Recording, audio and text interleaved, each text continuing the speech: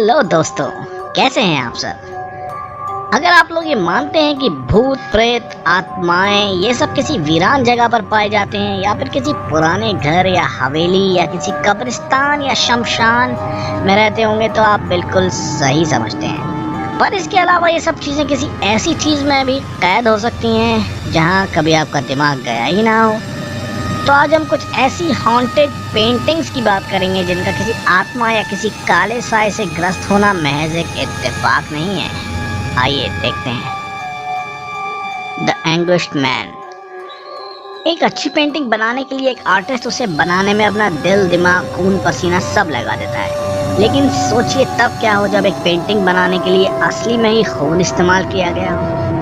2010 में कम्ब्रिया, इंग्लैंड के रहने वाले शॉन रॉबिन्सन की दादी की मौत हो जाने के बाद उनको दादी के सामान में एक अशांत सी पेंटिंग मिली जिसका टाइटल था एंग्विश्ड मैन, यानी कि दुखी आदमी। इस पेंटिंग में एक इंसानी आकृति दिखाई गई है जो कि चिल्ला रही है। शॉन की दादी ने अजीब सी पेंटिंग अपने स्टोर में पिछले 25 सालों से छुपा रखी थी क्योंकि इस पेंटिंग पर एक मनुष्य साया था जो कि बहुत खौफनाक था।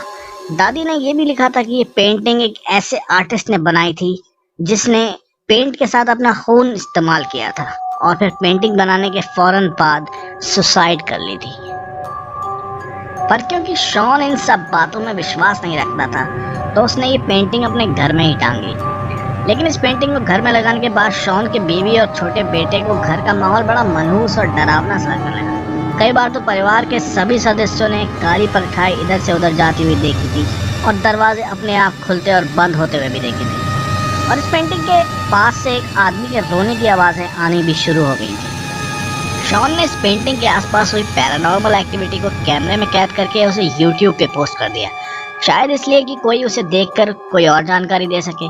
पर शॉन के इस वीडियो पर 2 मिलियन से ज़्यादा व्यूज़ होने के बावजूद किसी ने भी पेंटिंग की कोई जानकारी नहीं। कई लोगों का यह भी कहना था कि शॉन का ये वीडियो फेक है और उन्होंने ऐसा बस फेमस होने के लिए किया है। पर शॉन अपने दावों पर डटे हुए हैं और उन्होंने इस पेंटिंग को खरीदने वाले कई लोगों को मना कर दिया है। अब शॉन ने इस पेंटिंग को पैक करके अपने स्टोर रूम में रख दिया है जिससे शायद उनकी फैमिली अब अपने आप को थोड़ा ज़्यादा सुरक्षित समझती है। पर अब उनके परिवार का पालतू कुत्ता भी इस स्टोर रूम के आसपास जाने से साफ इनकार कर देता है। Headless man.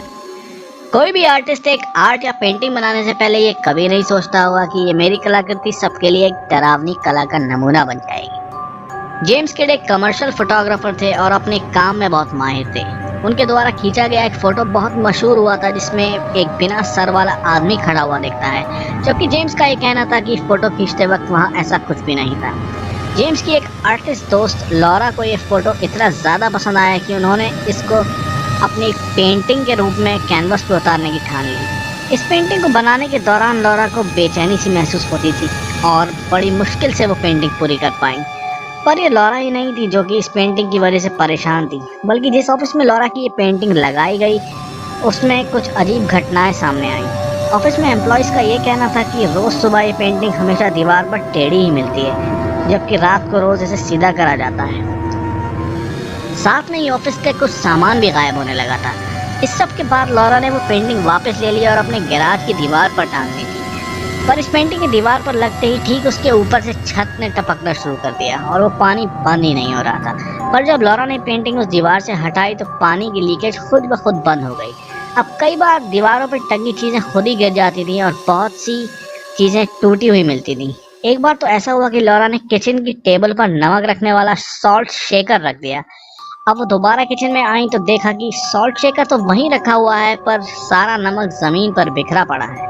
इस बीच लॉरा ने कई बार घर बदले पर पेंटिंग का श्राप उनका पीछा करता रहा। शायद लॉरा को इस बात का पछतावा हमेशा रहा होगा कि कौन सी घड़ी थी जिसमें उन्होंने ये पेंटिंग बनाने का सोचा था।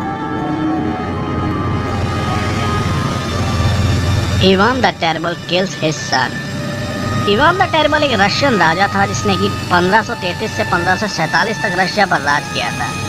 इवान के बारे में मशहूर था कि उसने अपने बेटे की ही पीट कर हत्या कर दी थी। इस खून को पेंटिंग के रूप में एक मशहूर आर्टिस्ट इलिया रैपिन ने बनाया था जिसका नाम Ivan the terrible kills his son था। इस पेंटिंग में एक पागल राजा इवान को दिखाया गया है जो कि अपने बेटे की लाश को गोद में रखे हुए है। और इवान के चेहरे पर एक अजीबोगरीब डरावने और पागलपन के भाव देखे जा सकते हैं। जब ये पेंटिंग रशिया की ट्रेटिकोव गैलरी में पहली बार दिखाई गई तो लोगों के बहुत अलग अलग और अजीबोगरीब रिएक्शंस देखने को मिले। कुछ लोग इसे देखकर रोने लगे, कुछ लोग पागल से हो गए और कुछ लोग तो बेहोश होकर कोमा में ही चले गए थे। इसके बाद ये माना जाने लगा कि ये पेंटिंग में इवान के बेटे की आत्मा बस गई है। 1913 में एब्राम बेलाशोव नाम के एक आदमी ने जब ये पेंटिंग देखी तो वो तो बिल्कुल पागल ही हो गया। उसने अपनी जेब से अपनी पॉकेट नाइफ निकालकर के पेंटिंग पर 3 बार वार किया और उसके साथ चिल्लाकर कहने लगा कि ये खून खराबा रोको। अब ये तो किसी को नहीं पता कि एब्राम ने इस पेंटिंग में ऐसा क्या देख लिया कि वो अपना मानसिक संतुलन ही खो बैठा। एब्राम को इसके बाद अपनी बाकी की जिंदगी एक पागल खाने में गुजारनी पड़ी, पर लोगों का ये कहना है कि एब्राम एक बहुत अक्लमंद और सभ्य किस्म का आदमी था और शायद इवान की मनहूस आंखों में देखने की वजह से पगला गया था। The hands resist him। Online चीजें खरीदना बेहद आसान हो गया है, पर कई बार आसानी से खरीदी गई चीजें खतरनाक भी साबित होती हैं।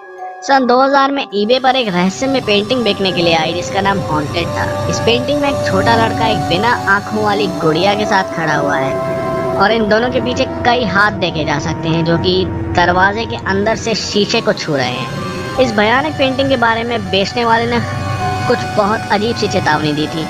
उसके अनुसार उसकी 4 साल की बेटी इस पेंटिंग से बहुत डरती है, जबकि इस आदमी ने खुद उन दोनों लड़के और गुड़िया को पेंटिंग से बाहर निकलकर एक दूसरे से बहस करते हुए देखा है।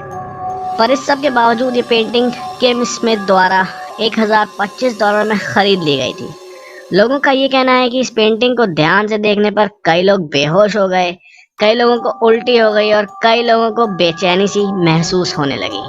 और उनमें से कुछ का तो ये कहना है कि इस पेंटिंग को ऑनलाइन देखने वालों के साथ भी कुछ अजीबोगरीब पैरानॉर्मल घटनाएं घटी थी, जैसे कि अजीब सी आवाज़ों का सुनाई देना, आंखों के आगे अंधेरा छा जाना और किसी की मौजूदगी का एहसास होना, या फिर बनते बनते कोई काम बिगड़ जाना। इसके बाद किम ने आखिर इस आर्टिस्ट को ढूंढ लिया जिसने ये पेंटिंग बनाई थी। इसका नाम बिल स्टोनहैम है। बिल के अनुसार उनकी ये पेंटिंग बहुत अलग है और सपने और असल ज़िंदगी के बीच फंसी हुई जिंदगियों को दर्शाती है।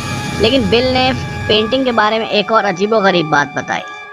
ये पेंटिंग जब पहली बार एग्जीबिशन में शामिल हुई थी तो इसके 1 साल के अंदर 2 लोगों की मौत हो गई थी, जिसमें शामिल था गैलरी का मालिक और एक आर्ट क्रिटिक जिसने पेंटिंग के ऊपर आर्टिकल लिखा था। इंटरनेट पर इस पेंटिंग के काफ़ी मशहूर होने की वजह से बिल ने इसके पार्ट 2 और 3 भी बनाए हैं। ये सब तो ठीक है, पर यह बात समझ नहीं आई कि इस पेंटिंग के हॉन्टेड होने के पीछे क्या राज रहा। God knows.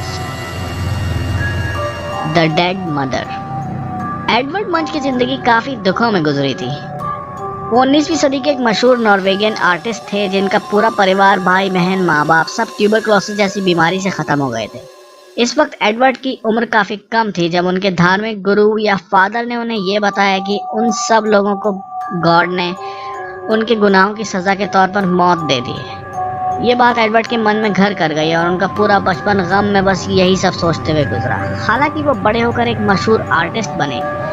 उनकी एक पेंटिंग काफ़ी मशहूर है जिसका नाम स्क्रीम है, पर हम यहाँ उनकी पेंटिंग डेड मदर की बात कर रहे हैं। ये पेंटिंग एक दुखी बच्ची को दिखाती है जो कि अपनी माँ की बॉडी के पास खड़ी है, जो कि ट्यूबरक्लोसिस से जान दे रही है। लड़की की आंखों को देखकर लगता है कि वो हर देखने वाले से मदद मांग रही है। कई लोगों का मानना है कि एडवर्ड ने पेंटिंग में अपनी लाइफ का दुख बयान किया है।